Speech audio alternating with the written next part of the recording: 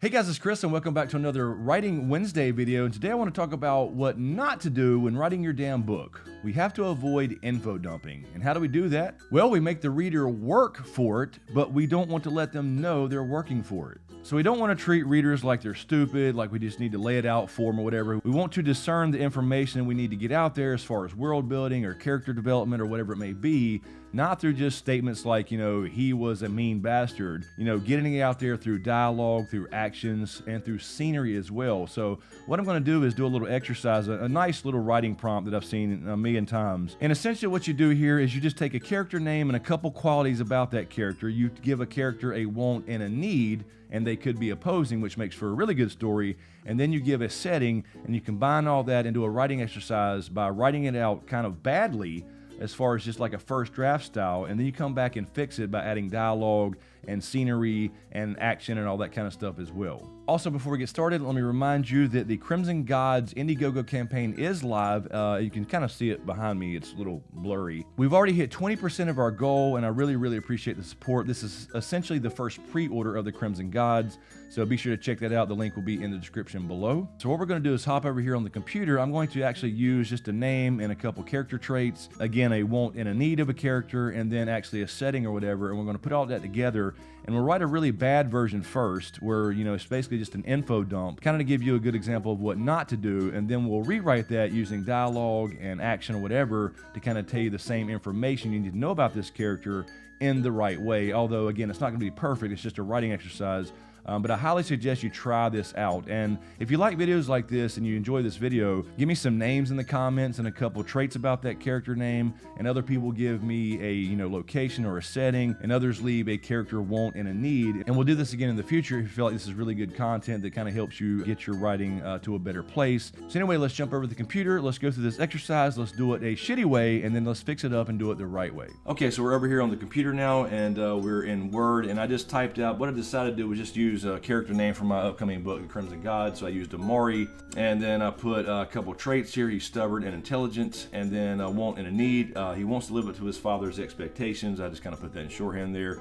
And a need, as far as I just said he needs a break from his business. He's out there working all the time, always working, never really living. Whatever that may be, we'll see when we type it up here. And then the location, I just went ahead and went with on a boat at sea. Anyway, using this basic information, let's jump in here and type up a paragraph.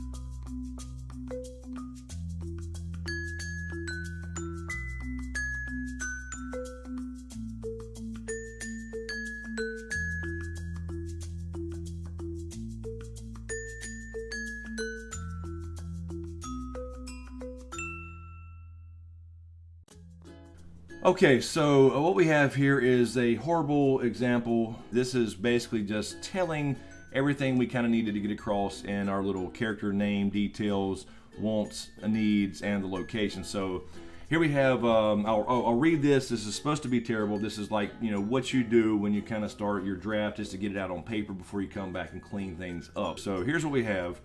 Maury walked below deck, and he knew what the problem was. So I'm trying to say in that sentence basically, below deck, that indicates a boat as far as our setting, and he knew what the problem was. Kind of indicates his intelligence a little bit, I would say. He did not understand why they didn't listen, and so that was kind of a hint at him being stubborn, and he's kind of upset at his crew or whatever. Here we go. Things were to be done this way. That kind of confirms what I was just saying. He starts off with, why couldn't they why couldn't they just listen? Things need to be done his way, so it shows he's kind of stubborn about things. but he also maybe cares. So it doesn't mean he's just an asshole.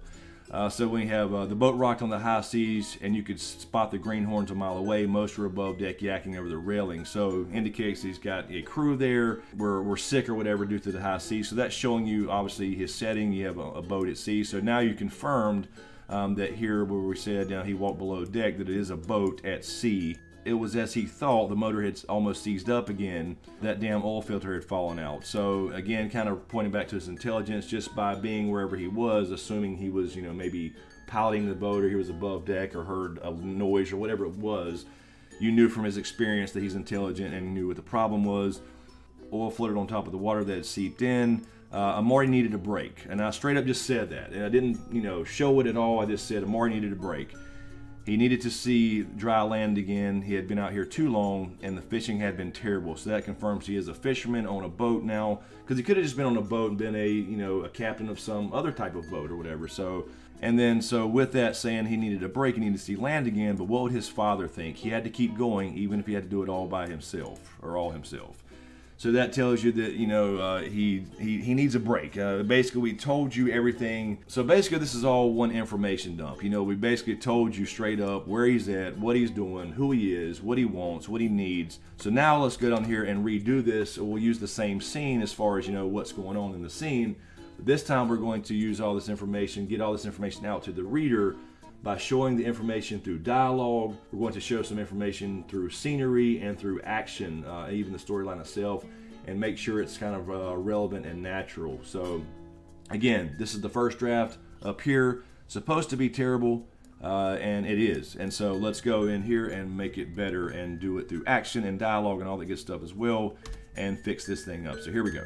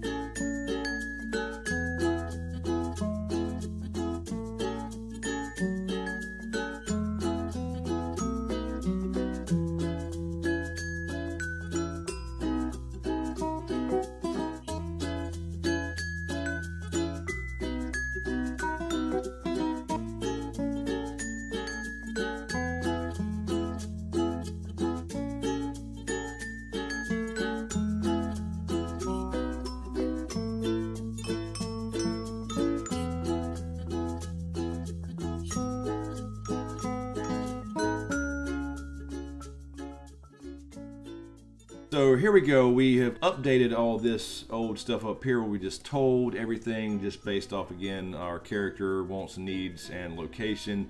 And this is obviously not going to be the best. Again, this is, this took about, I don't know, 5, 6, 7 minutes or whatever it may have been. So here we go. Let's kind of compare and see if we've at least improved our writing here while giving away this information that we need the reader to know, because maybe this is the opening scene, or maybe it's the opening scene for this character. So anyway, we have here Amari walked below deck, rolling his eyes. So that shows you right there that there's an issue. He's physically rolling his eyes, so it's like something he's seen before or whatever. Move, he almost yelled. So there's your dialogue. He's kind of, upset, obviously. The man stumbled by, his face as green as the waters they were stranded in. So that tells you right now that they're at least in some kind of water. Maybe it's a lake or whatever. It has to be that damn oil filter again. So I kind of repeated that. It shows you that he's been here in this situation before. He knows what it is. He's intelligent. He has experience. So it has to be this damn oil filter again, he mumbled. I went ahead and used a dialogue tag there to establish that. Swells are going outside as the boat rocked more viciously now. So that tells you you're at sea now versus like a lake, like I mentioned before. And so now you can kind of picture, him, maybe his shoulders banging against the walls as the boat's rocking or whatever. Amari looked around and saw no one else below deck. Damn greenhorns, likely above deck, yakking to the sea, he thought. So this was his first thought here with nobody around, so I did put that in italics. And then I did use a dialogue, a tag here. Really don't have to use that, so I could just do that if I'd established that this early in the book or whatever, that this is obviously a thought using italics. So damn greenhorns, likely above deck yakking. Even though he has help on this boat or whatever, he already feels like he's gonna kind of do it himself. That's the vibe I get from this character.